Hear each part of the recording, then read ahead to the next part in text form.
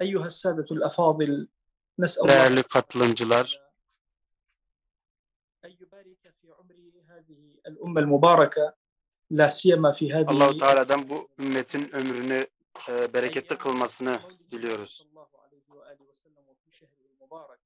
Evet, özellikle Peygamber sallallahu aleyhi ve sellem'in doğduğu mevlidini idrak ettiğimiz bu ay içerisinde böylesi bir niyazda bulunuyoruz.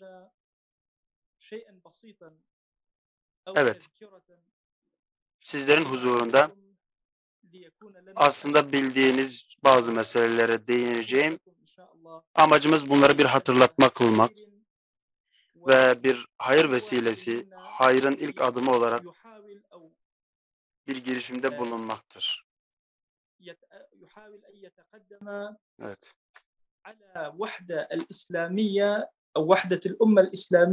İslam ümmetinin vahdeti konusunda bazı konuşmalarımız olacak. Umudumuz gelecek asırların izzet asrı olmasıdır. Evet. Konumuz İslam vahdetinin, Müslümanların vahdetinin tesisi için atılabilir, alınabilir pratik adımlar olacak. Ben başta bu asrın en büyük sorumluluğunun aslında İslam birliğini tesis etme farizası olduğunu söylemekten kendimi alamıyorum.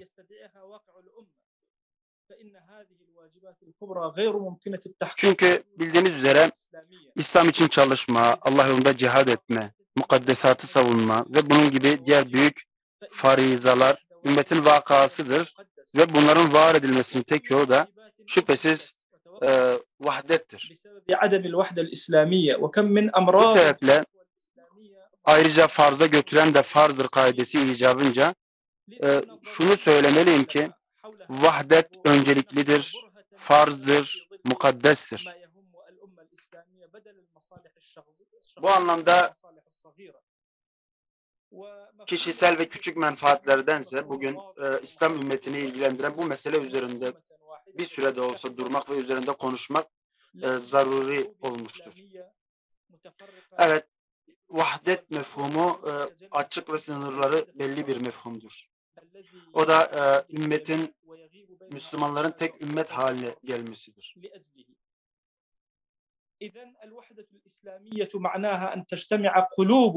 Evet, bize göre İslam ümmetinin vahdetinden kastımız İslam ümmetinin fertlerinin kalplerinin birliğidir. Onlar arasında ülfet, muhabbet ve yardımlaşmanın yaygınlaşmasıdır. Evet, doğusuyla batısıyla bütün Müslümanların gerek kültürel, gerek medeniyet anlamda, gerek iktisadi, gerek siyasi, gerek askeri anlamda birbirleriyle yardımlaşması demektir. Buna binaen Müslümanların birliği, vahdeti kalp birliğidir, söz birliğidir, dert birliğidir, hedef birliğidir, gaye birliğidir. Kültürel, medeniyetle ilgili ekonomik ve siyasi bir birliktir. Allah-u Teala Allah'ın ipine sımsıkı sarılın ve ayrılmayın buyurmuştur. Yine Peygamber sallallahu aleyhi ve sellem Müslümanları bir yapıya benzetmiş ve mümin için birbirini destekleyen bir yapının taşı gibidir buyurmuştur. Keza Müslümanları bir cesede benzetmiş, bu bağ, birlik ve yüksek duyarlılığı Peygamber sallallahu aleyhi ve sellem temsilen şöyle buyurmuştur.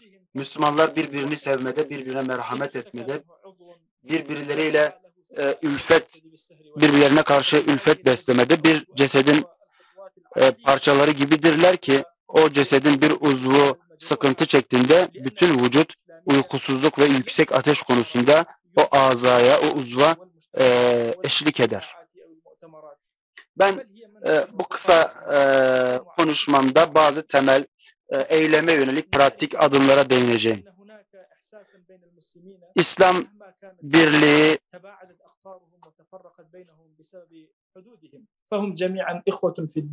İslam birliği atılan bir slogan değildir. Mitinglerde, toplantılarda, konferanslarda atılan bir slogandan ibaret değildir. Bilakis o beldelerin farkına, uzaklığına rağmen Müslümanlar arasında birlik hissiyatıdır. Rabbimiz Allah'ın nimetini hatırlayın. Hani sizler birbirinize düşmandınız. O kalpleriniz arasında ülfet peyda etti. Siz onun nimetiyle kardeşler oldunuz. Keza bir ateş çukurunun ucundaydınız da Allahu Teala sizi kurtarmıştı. Allahu Teala ayetlerini bu şekilde açıklar ki umulur ki siz doğru yolu bulursunuz buyurmaktadır. Evet. Rabbimiz keza Allah onların kalpleri arasında bulmuştur. Ey Muhammed, sen yeryüzündeki her şeyi infak etsen, harcasan da onların kalpleri arasında ülfeti peyda edemezdin. Ancak onlar arasında muhabbeti Allah var etti. Şüphesiz Allah azizdir, hikmet sahibidir buyurmuştur. Keza bizler ihtilaf, iftirak, ayrışma konusunda dikkatli olmalıyız. Buradaki ayrışmadan kastım mekansal bir farklılık veya dillerimizin ayrılığı değildir. Bu kalpler arasındaki iftirak, ayrışmadır. Ümmetteki ayrışmadır. Rabbimiz buyurur ki kendilerine açık ayetler geldikten sonra ihtilafa düşüp iftiraka düşenlerden olmayın. Onlar için büyük bir azap vardır buyurmaktadır. Keza Enfal suresinde Allah ve Resulüne itaat edin, ayrılığa düşmeyin ki düşerseniz kaybedersiniz, gücünüz dağılır, sabredin, Allah sabredenlerle beraberdir buyurmaktadır.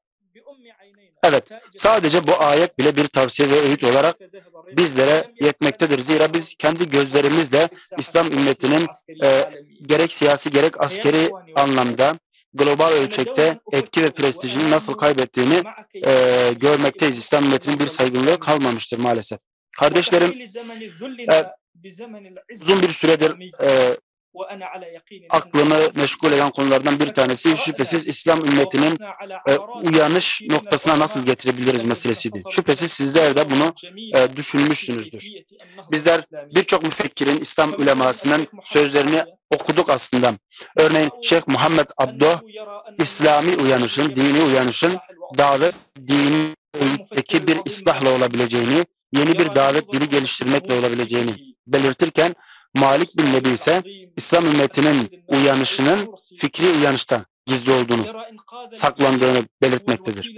Keza Bediüzzaman Said Nursi, birliği sağlamanın ve ümmeti bir kez daha kıyama kaldırmanın yolunun imanı kurtarmak olduğunu belirtmiştir. Hasan el-Benna ise öte yandan bu yolun teşkilatlanmak ve eğitim olduğunu belirtmiştir. Evet. Böylesi yüz akıl şahsiyetlere rağmen, bize bıraktıkları eserlere rağmen maalesef biz halen eski durumumuzu, eski zillet durumumuzu devam ettirmekteyiz. Evet, şüphesiz Müslümanların vahdeti, İslami uyanışı ve kıyamı sağlamak için en hızlı ve en doğru yoldur. Ancak sıkıntı şu ki düşmanlarımız neler yapabileceğimizi tahmin edebilmektedirler ve bundan hareketle aramızda var etmeye çalıştığımız bağları koparmaya yönelik çalışmalar yapmaktalar. Bütün güçlerini bizi geri plana atmak, ayrıştırmak için kullanmaktadırlar. Daha acısı İslam milletinin gençleri ise vahdetin kıymetini bilmeyip İslam medeniyetinde uç olarak görülen görüşleri edinmeleridir. Evet. Allah dini için ölüp maalesef aslında vahdetin kıymetini bilmeyen gençler işler acısı bir tablo çizmektedir önümüzde. İslam ümmeti içerisinde vahdeti var etmek için ihtiyaç duyduğumuz araç ve vesileler ise şüphesiz sayısızdır. Ve bunlar çağın koşulları ve verilerine göre değişmektedir. Bu bazen kendisini bir İslam yapının başa gelmesi, diğer yapıları kendi bayrağı altında toplaması, kendi ülkesinin liderliği altında toplaması olarak kendini gösterebilir. Ki bu tarihte benzeri görülmüş olaylardandır. Bunlar gelecekte de vuku mümkün olan bir yoldur.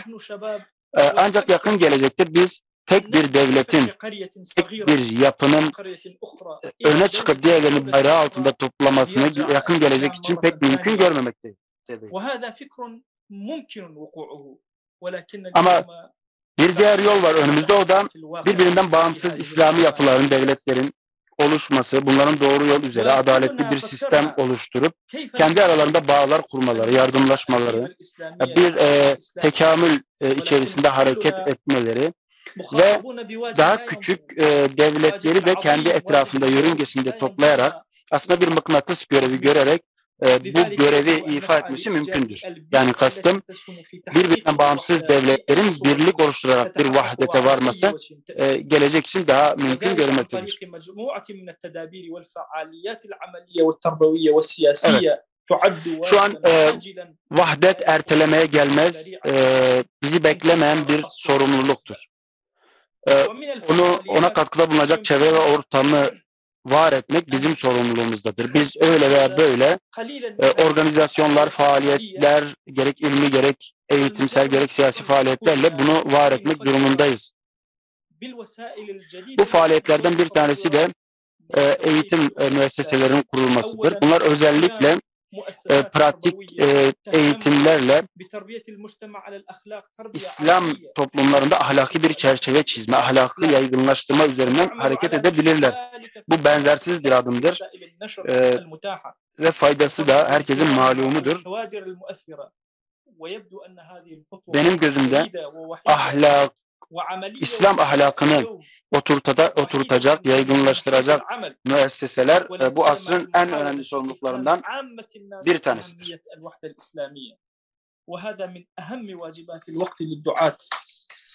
Evet. Diğer yol ise önemli vesilelerden bir tanesi ise örnek teşkil edecek bağımsız medya birlikleri kurmak.